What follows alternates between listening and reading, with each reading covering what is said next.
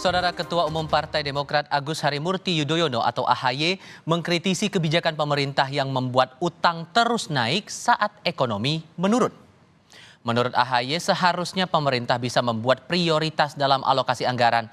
AHY menambahkan alokasi untuk pendidikan, kesehatan, dan peningkatan kesejahteraan harusnya diprioritaskan. Bahkan AHY menyebut perekonomian tumbuh rendah di bawah 7%, tidak sesuai janji Presiden Joko Widodo. Sebetulnya yang saya soroti adalah lebih kepada bagaimana menentukan prioritas, termasuk alokasi anggaran yang kurang proporsional. Ketika krisis, harusnya, ini orang lagi sakit. Kalau lagi sakit itu kan disembuhkan dulu, baru melakukan yang lain. Ekonomi kita juga lagi sakit ketika itu, harusnya sembuhkan dulu, baru yang lainnya. Rakyat lagi susah, harusnya itu dulu, baru yang lainnya. Lah ini seperti yang sakit-sakit, ekonomi rakyat juga lagi sulit. Kalau kemudian alokasi anggaran yang makin tipis, fiskal kita yang makin sempit akibat utang kita gede, infrastruktur, proyek, mega proyek yang luar biasa mercusuar, sedangkan alokasi untuk pendidikan dibatasi, alokasi untuk kesehatan makin dibatasi, alokasi untuk meningkatkan kesejahteraan juga dibatasi. 3 elemen utama dari indeks pembangunan manusia tadi harusnya yang diutamakan. Ketika pertumbuhan ekonomi kita stagnan di 5%, bisa dijelaskan.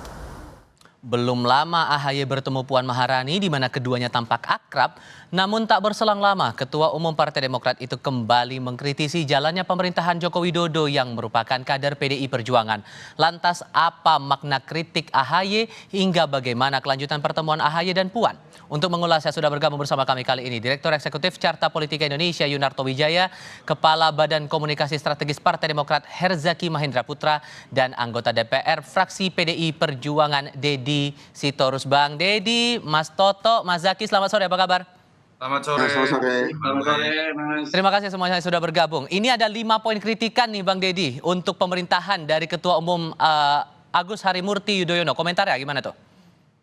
Saya kagum cuma 5, harusnya 500 ya. Oh ya? Karena kalau cuma 5 kan berarti belum banyak membaca data bahwa tidak ada pemerintahan yang sempurna, banyak persoalan yang dari zaman Republik ini merdeka sampai hari ini masih ada. Saya kira kalau cuma 5 kurang itu gitu. Jadi Pak AHY harus lebih banyak lagi nih baca data-data statistik kalau menurut saya. Terutama masalah ekonomi nih, ekonomi dan kesejahteraan rakyat yang paling disorot betul. Masalah pertumbuhan ekonomi tidak sampai target. Kemudian utang disebut ugal-ugalan. Itu gimana tuh? Ya di situ saya harus mengkritik AHY. Ya, saya harus mengkritik AHY karena AHY ini seolah-olah datang dari gunung turun terus terbangun melihat situasi. Karena begini ya, kalau bicara pertama tadi soal katakanlah tadi apa yang pertama utang luar negeri ya? Oh ya, pertumbuhan ekonomi tidak sampai target. Gini, saya nggak tahu dia mau bandingkan sama siapa, tapi kita bandingkan sajalah dulu dengan zaman SBY lebih gampang.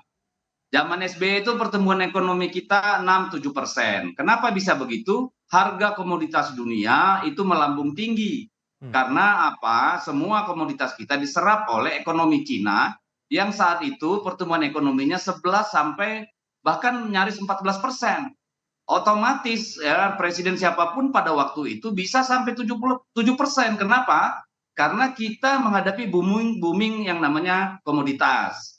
Makanya saya masih ingat tahun 2014 orang-orang dari World Bank, dari investor dari luar negeri, ketemu kami dari tim transisi mempertanyakan bagaimana ini kalau komoditas turun, karena menjelang akhir SBY pada tahun 2012 harga komoditas itu udah jatuh, karet jatuh, sawit jatuh, batu bara jatuh gitu ya. Nah, itu pun gitu ya, selama periode Pak Jokowi ya, kita harus akui ada gonjang-ganjing ekonomi dunia, tapi kita masih survive. Lalu yang kedua, ya, pada masa Covid, kita salah satu negara yang pertumbuhan ekonominya sangat impresif. Bahkan sekarang dengan 5%, itu di atas rata-rata negara di dunia. Hanya beberapa negara yang pertumbuhannya 5%, apalagi lebih. Ya, jadi soal pertumbuhan ekonomi itu Pak AHY menurut saya salah baca data. Kalau mau dibandingkan dengan janji, ini seperti ini ya. Misalnya begini, Anda naik pesawat, janji nyampe tiba di bandara pukul 15.00. Lalu ada yang namanya kendala cuaca sehingga tidak bisa pesawat mendaratnya 15 lewat 10 Ceritanya misalnya. delay begitu? Ya delay dong. Nah, hal yang sama dengan pertumbuhan ekonomi. Niat itu, ya, rencana itu adalah 7%.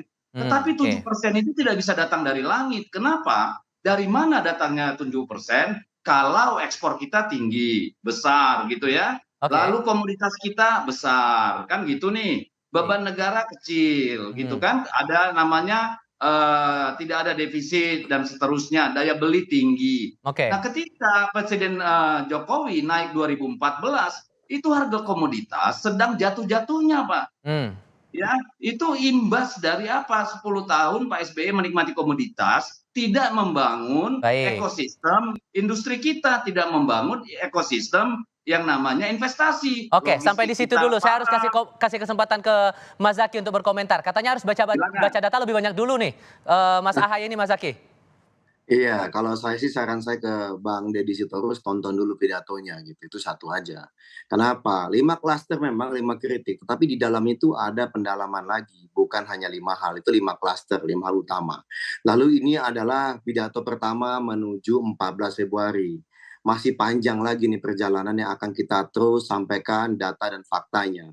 Mengapa? Karena Mas Ahaye di sini memulai yang namanya kampanye adu gagasan dan konsep, adu ide, ya berdasarkan data dan fakta yang ada, semua terverifikasi. Silakan dicek datanya, bukan data buatan si A atau si B. Di World Bank ada datanya, di BPS ada datanya. Kenapa? Karena kalau kita, mohon maaf, kalau kita semua selalu excuse, ini soalnya ada ini, ada itu, ya lalu apa yang bisa kita jadikan pegangan? Bagaimana kita bisa belajar dan maju?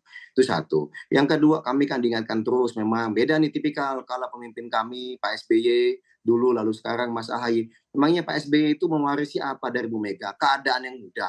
Enggak, masih ada imbas ya dari krisis ekonomi 97, 98 yang coba diperbaiki juga oleh era Pak Habibie, era Gus Dur, lalu Bu Mega. Tapi nggak pernah kita bilang, wah Bu Mega mah begini-begini. Enggak. Tapi inilah situasinya, 2004 seperti apa, ya kita hadapi, ya bagaimana caranya kita bisa optimalkan pembangunan itu buat rakyat gitu Jadi kan. salah kalau dibilang bahwa salah baca data atau keliru baca data? Enggak, data kita jelas kok. Mohon maaf nih, misalnya kita bicara mengenai pertumbuhan ekonomi, ya kita membandingkan dari apa lagi gitu satu. Yang kedua kita bicara mengenai APBN ya. APBN kemampuan keuangan negara. Era Bu Mega 2004 itu 400 triliun. Dalam 10 tahun kita alhamdulillah bisa meningkatkan kekuatan ekonomi kita sehingga menjadi 1.800 triliun. Sedangkan di era Pak Joko Widodo hampir 9 tahun dari 1.800 hanya berkisar 2.200, 2.300 saja. Kita 4,5 kali lipat, mohon maaf sekarang enggak. Itu aja, itu kan itu data. Nanti kalau kita bilang Oke. ABC susah juga, karena begini Mas, gini, kita kan kalau misalnya sekolah telat gitu, apa alasannya? Ya telat gitu loh, ya kan? Nggak Hmm. bisa kita bilang ABC, ya emang telat kok. Karena data tidak bisa berbohong, kecuali Oke. ada yang suka lewis statistik ya. Nah, kemudian yang kedua kita bicara lagi misalnya tadi, bicara tadi kan pendapatan per kapita, karena Pak Jokowi ini kan suka, Joko Widodo ini selalu berbicara mengenai Indonesia maju, Indonesia maju. Hmm. Indonesia maju itu pendapatan kita harus per kapita 11.000 US dollar per tahunnya. Hmm. Nah, sayangnya sekarang ya, dulu di era Bu Mega itu 1.100, di era Pak SBY setelah 10 tahun itu 3 kali lipat naiknya Oke. lebih gitu, menjadi 3.600, 3.500 deh. Pak Baik. Jokowi dalam 9 tahun Ini itu kan jangankan 2 ini kali yang lipat. kan Nah, menurut saya masalahnya jadi masalahnya agak gini, ngawur kan nah gitu kan. inilah, Yang nah dikritik itu ini kan data loh, pertumbuhan ekonomi ini kan ya. data nih, Pertumbuhan ini ekonomi data. 5% katanya itu dianggap rendah karena pemerintah ugal-ugalan. Oh Hei, iya iya, baca datanya bahwa pertumbuhan ekonomi dunia rata-rata 2,2% Oke. loh. nah Oke, Kita oke, nah oke, oke. Sebentar dulu, gini sebentar dulu. gini tinggi gini, bos gitu Oke, loh. saya melihat belum selesai gitu perdebatannya loh, ini saya Mas belum Toto, mohon maaf, selesai. keduanya, mohon maaf Bang Saya Deddy, mohon belum maaf Mas selesai. Zaky, sebentar dulu. Mas Toto, melihat keduanya ini berdebat dengan data begitu, dan kalau kita rujuk lagi ke belakang sempat ada hubungan yang terlihat tampak akrab begitu ya, antara Puan Maharani dengan Ahaye waktu itu pertemuan di Senayan, dan kita korelasikan dengan kritik yang terlihat sekarang, gimana tuh? Gini, saya merindukan perdebatan seperti ini ya. Ini perdebatan khas negara yang sudah berkembang demokrasinya, ada dialektika di situ. Hmm. Malah saya agak serem kalau tadi ada pertanyaan kan sudah adem-adem aja, akur-akur aja kok tiba-tiba berdebat. Salah, malah berbahaya kalau salamannya antar elit itu kemudian mengeliminir perdebatan hal-hal terkait dengan policy. Hmm. Dan menurut saya kacamatanya memang bisa banyak. Saya nggak bisa kemudian masuk pada sebuah kesimpulan ya. Contoh paling umum lah ketika berbicara mindset pertumbuhan ekonomi, kalau hanya secara kuantitatif betul, pasti Pak SBY akan unggul. Pertumbuhan ekonomi beberapa tahun ada di angka 6%, di average pun pasti lebih tinggi. Tapi ketika berbicara misalnya dalam konteks komparasi pertumbuhan ekonomi global dengan situasi yang berbeda, dulu China 10% lebih ketika kita mencapai angka 6%. Atau ketika bicara secara kualitatif misalnya faktor penyumbangnya memang dulu adalah karena ekspor bahan mentah, karena ada booming komoditi misalnya. Itu yang malah kemudian misalnya menjadi kritik dari sebagian ekonom terhadap pemerintahan SBY. Pertumbuhan ekonomi tinggi, tetapi kenapa kemudian tidak beranjak dalam konteks ketergantungan terhadap ekspor bahan mentah. Misalnya ya, atau kemudian ada yang masuk lagi mengatakan pertumbuhan ekonomi tinggi, tapi inflasi di zaman SBY selalu lebih tinggi. Dalam konteks hutang juga ada berbagai macam kacamata yang bisa diperdebatkan gitu ya. Dan tetapi yang menarik menurut saya adalah ini harus dilakukan dan Demokrat mengambil posisi dengan benar. Bang Deddy Sitorus sebagai PDI Perjuangan, the ruling party juga mengambil posisi yang harus bisa menjelaskan hal tersebut begitu. Jadi andai kata pun kemudian terjadi koalisi, entah di putaran 1, putaran kedua, melanjutkan pertemuan yang misalnya dianggap sangat menyejukkan antara Mas AHY dengan Mbak Puan, tapi tidak dalam arti kemudian semuanya dinihilkan, perdebatan mengenai policy, perdebatan mengenai visi, perdebatan mengenai agenda ke depan, itu tetap harus mereka mengambil posisinya masing-masing. Sehingga andai kata pun terjadi koalisi, ada sebuah dialog di situ, ada titik temu yang kemudian menuju kepada sebuah Indonesia yang lebih maju. Jangan kemudian kalau udah sepakat akan berkoalisi, kong kali kong semuanya saling memuji dan di situ malah tidak ada dialektika. Ini yang saya rindukan. Jadi harusnya Kompas terus memancing nih dialog antara Bang Deddy dengan Bang Herzaki untuk berbicara substansi seperti ini. Makanya kita pancing sekarang nih untuk ngomong nih apa komentarnya begitu kan ya. Terus Bang Deddy, dengan kritik yang disampaikan tadi ya, walaupun kemudian Anda membacanya ini kayaknya salah baca data begitu. Apakah ini akan mengganggu komunikasi politik antara PDIP dengan Demokrat yang sebelumnya sempat dilakukan di Senayan waktu itu? Ya, pertama sebelum soal mempengaruhi hubungan ya, ini kan kita bicara soal kritik dulu dan ini kan hal yang lumrah. Yang saya maksud salah membaca data itu adalah tidak meletakkannya dalam konteks. Misalnya dalam konteks pertumbuhan ekonomi. Demokrat tidak menjelaskan bahwa rata-rata pertumbuhan ekonomi dunia itu paling tinggi 2,2%. Kita bisa 5,03%. Artinya di seluruh dunia kita ini termasuk negara yang sangat luar biasa pertumbuhan ekonominya. Itu kan nggak disampaikan konteks itu gitu loh. Itu yang pertama. Yang kedua soal utang luar negeri. Silakan lihat utang luar negeri di sekitar kawasan kita aja. Singapura ya berapa persen dari GDP-nya, berapa persen dari account-nya. Filipina berapa, Thailand berapa. Anda akan terkejut sendiri melihat data itu. Jadi ketika kita mengkritik utang luar negeri, mari kita bicara konteks ya. Misalnya, benar nggak Indonesia ini sudah dalam situasi yang berbahaya utang luar negerinya? Kita bandingkan dengan Singapura, kita bandingkan Malaysia, kita bandingkan Thailand, Filipina, Amerika, Jepang, silakan bandingkan. Baru kita menyampaikan kritik, gitu loh. Kritiknya silakan, tetapi konteksnya jangan hilang gitu ya. Jadi itu menurut saya penting sekali supaya apa? Dialog kita ini antara pihak yang sedang berada dalam kekuasaan dengan yang di luar itu menghasilkan sintesa pemikiran. Lalu yang kedua, ya, walaupun kami mengapresiasi kritiknya, seharusnya sebagai partai yang berada di luar yang menyebutkan misalnya begini, ya, soal pertumbuhan ekonomi. Kalau kami nanti memerintah, kami bikin 7%. Caranya bagaimana? Jelaskan dong. Kalau memang itu memang bisa hari ini juga saya kira diadopsi Pak Jokowi. Ya kalau memang ada cara lain di luar itu untuk mengenjot dari 5% yang sudah salah satu terbaik di dunia itu. Ya. Lalu kedua soal utang luar negeri. Bagaimana caranya supaya tidak? Ini biar dicatat aja pada waktu Pak SBY menjalankan pemerintahan pada tahun 2004. Itu utang luar negerinya hanya 68 miliar dolar. Tetapi ketika beliau turun dari kekuasaan itu 292 miliar dolar loh. Jadi lalu mari kita lihat apakah semua negara ada berhutang. Berapa utang luar negeri pemerintah Amerika Serikat? Berapa Inggris? Berapa Perancis? Berapa Singapura? Oke. Jadi kita ini tidak hanya meracuni rakyat. Saya tetapi harus kasih kesempatan ke mencerdaskan gitu loh. Mas Zaky nih, kan udah mulai ketawa nih, udah mulai ada respon. Gimana tuh, Mas Zaky? Iya, kalau saya tertawa begini ya, kalau tadi bicara letakkan pada konteks gitu ya, mungkin mohon dipahami yang namanya utang luar negeri. Era PSBY 2.600 triliun, kemudian utang IMF bisa dilunasi di era PSBY, lalu sekarang 7.000 lebih triliun, itu peningkatan sangat signifikan, itu satu. Yang kedua, kita bicara konteks lagi nih, lagi-lagi bicara konteks gitu. Ya, tadi bicara Singapura, Jepang, Amerika, tolong dicek ya, tolong dicek berapa bunganya, lalu bagaimana dengan kemampuan membayarnya, itu yang mesti dicek. Lalu yang ketiga, berapa proporsi utang itu persentasenya. Jadi memang kok misalnya Jepang dengan kita, dia utang, tapi utangnya sama luar negeri apa sama dalam negeri, sama warga sendiri atau sama pihak mana, mesti dicek. Lalu berapa bunganya, bunga Wah, kita ini kalau gede ini saya sekali. bisa Nah bilang ini Anda benar-benar gini, tidak baca makanya data. Saya bisa bilang Anda makanya tidak baca data. nah, Saya jelaskan yang Anda makanya bilang dulu.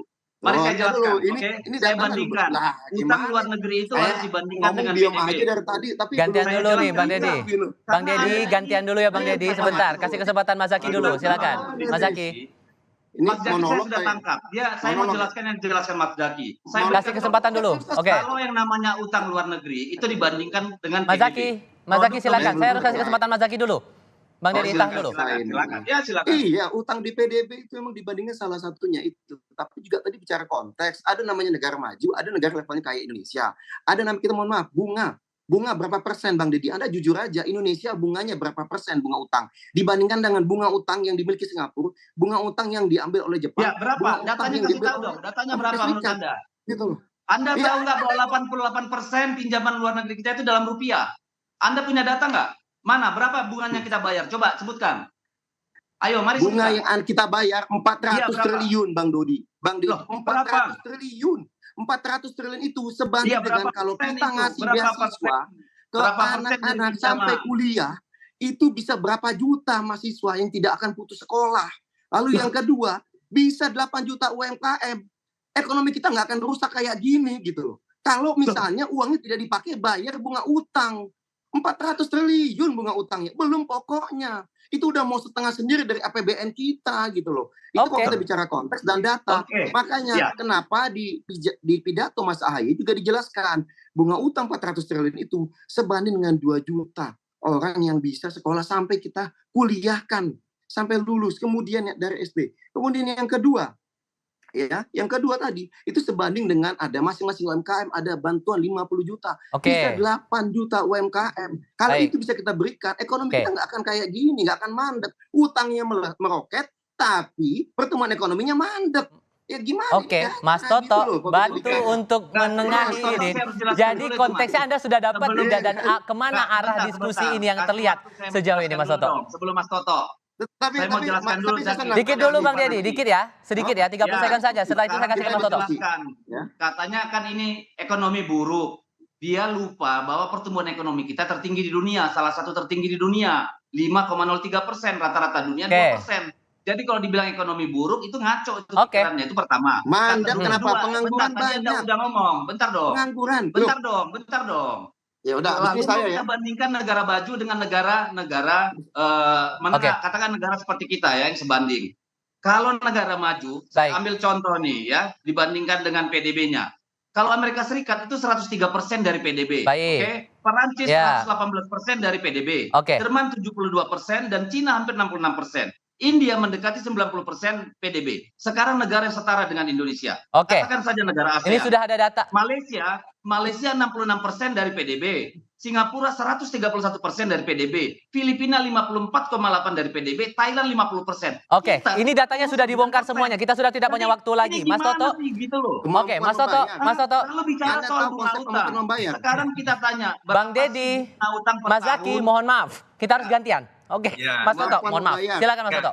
Dua-duanya bisa dibenarkan ya. Kalau kita bicara konteks selalu ada kutub misalnya. Kalau bicara pertumbuhan ekonomi deh, terkait dengan apa yang dibanggakan zaman Jokowi atau zaman SBY. Tadi saya sudah katakan secara kuantitatif pasti SBY akan menang misalnya. Tetapi ketika bicara masuk dalam pendalaman kuantitatif bagaimana daya beli masyarakat, konteks penanganan inflasi, Pak Jokowi jauh lebih baik. Misalnya average-nya sampai 8 tahun itu 3,6%, Pak SBY 7,11%, termasuk ketika misalnya bicara penanganan inflasi pada masa terjadinya kenaikan BBM. Oke. Tapi memang ada konteks masing-masing lah menjelaskan ya. Mhm.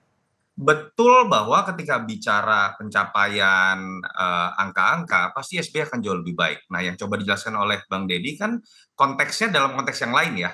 Konteks Bang Herzaki betul, pendalaman misalnya ketika berbicara komposisi hutang luar negeri dengan hutang terhadap warganya sendiri misalnya, atau bunga hutang misalnya, ya memang cenderung akan lebih tinggi sekarang. Mhm. Tapi Bang Deddy juga misalnya dalam konteks perbandingan berbicara konteks lain. Anda mengatakan pertumbuhan ekonomi mandek 5%, bandingkan dong dengan kondisi global, misalnya ketika berbicara mengenai pertumbuhan ekonomi dalam situasi semua negara menghadapi pandemi, kita masih jauh lebih baik. Jadi tidak bisa dikatakan mandek. Atau misalnya hutang luar negeri mengalami kenaikan besar, terutama misalnya setelah pandemi. Betul juga bahwa hampir semua negara di dunia, termasuk kawasan Asia Tenggara, mengalami kenaikan besar, termasuk rasio terhadap PDB-nya hampir semua negara di Asia Tenggara sekarang di atas 40%.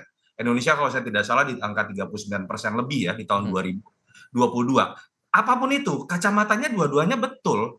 Ini yang menurut saya harusnya dilakukan oleh partai-partai, bukan sekedar berbicara ketua umumnya kapan ketemu, kapan salamannya, dan kita akan baik-baik saja semuanya adem. Buat saya itu menakutkan. Oke. Itulah yang dimaksud dengan oligarki dalam konteks politik. Ketika ketua umumnya bersalam-salaman, berbaik-baikan, perdebatan mengenai hal-hal yang terkait dengan masyarakat menjadi tidak terjadi. Saya sangat menikmati sekali dan nggak pernah nih melihat perdebatan seperti tadi lagi antara Bang Diri dan Bang Herzaki. Jadi saya berharap andai kata pun terjadi koalisi, di dalam ini tetap berantem seperti ini loh gitu. Dinamika, Oke.